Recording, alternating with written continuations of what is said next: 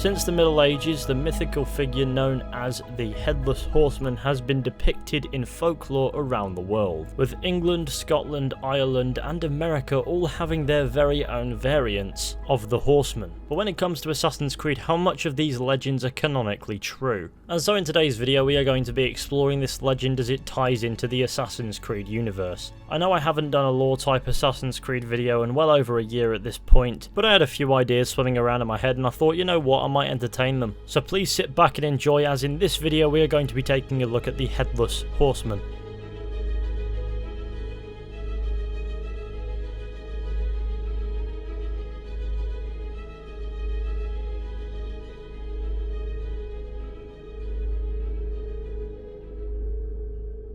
We can encounter the Headless Horseman in two entries to the Assassin's Creed franchise, Assassin's Creed 3 and Assassin's Creed Rogue. We'll get Assassin's Creed Rogue's encounter out of the way first, since I believe it is little more than a simple Easter egg. You'll want to head to the River Valley region to a location known as Sleepy Hollow. And while Assassin's Creed Rogue's geography is way off for the sake of naval actually having a point, I'd imagine this is meant to be the same Sleepy Hollow that serves as the backdrop for the American variant of the Headless Horseman story, which can be found in the state of New York. When you arrive in this area, you will quickly notice the pumpkins everywhere. In order to trigger the encounter that you can have here, you need to wait until night time. Once it is night, you'll want to head towards a viewpoint, which is a church. Then you'll want to head to the graveyard. Here you will find a pumpkin sat atop a headstone, and if you wait for long enough, this is what happens. Rapidly a fog descends upon the town, and you're quickly detected by a headless man with an axe. This is the ever so terrifying Headless Horseman, and since Assassin's Creed Rogue doesn't have horses, he doesn't have a horse. Or a head. In open combat you cannot kill the Horseman, he will keep getting up and he'll keep fighting back.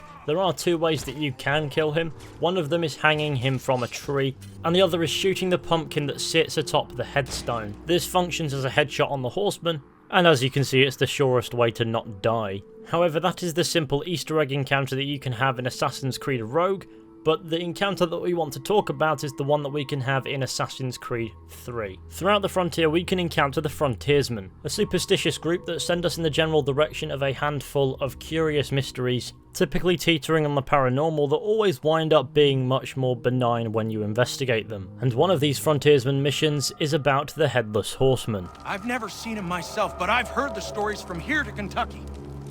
A German mercenary, Hessians what they call him, was fighting a battle when a cannonball took his head clean off. His whole battalion was routed, and they lost the encounter. But the lad didn't die.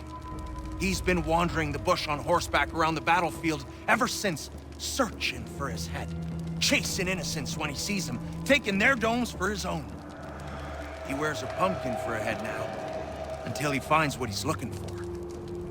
Like I said, I haven't seen him, but I have seen the bodies he leaves lying about, headless and grotesque.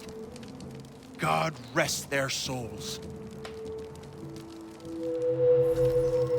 And then we're tasked with investigating the Horseman. Upon arriving at the map marker, we find a trio of dead bodies, all of which with very similar eerie injuries, and a sack where their heads should be. If we analyse any of the bodies, this is the encounter that we get.